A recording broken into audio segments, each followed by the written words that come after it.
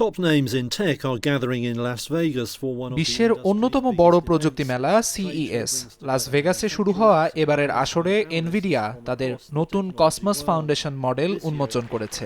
এই model photorealistic video তৈরি করতে সক্ষম, যা রোবট এবং স্বচালিত গাড়ি প্রশিক্ষণের জন্য ব্যবহৃত হবে। এর মাধ্যমে প্রশিক্ষণের খরচ উল্লেখযোগ্যভাবে কমবে এবং কার্যকারিতা বাড়বে বলে আশা করছে নির্মাতা প্রতিষ্ঠানটি।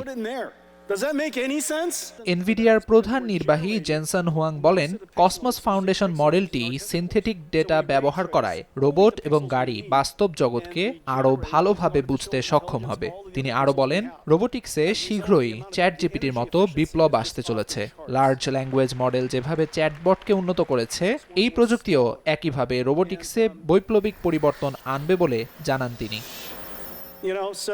গেমিং প্রযুক্তিতে এনভিডিয়ার নতুন ব্ল্যাকওয়েল চিপস একটি গুরুত্বপূর্ণ সংযোজন। তাদের দাবি, এই চিপসেট শেডার টেকনোলজি ব্যবহার করে গেমের গ্রাফিক্সকে সিনেমার মতো বাস্তবসম্মত করতে সক্ষম।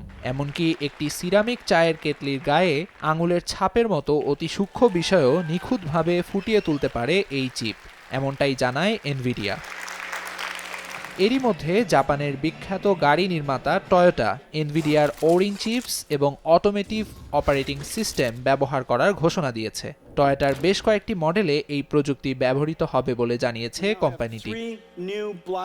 আমিরুল ইসলাম আলিফ, সময় সংবাদ।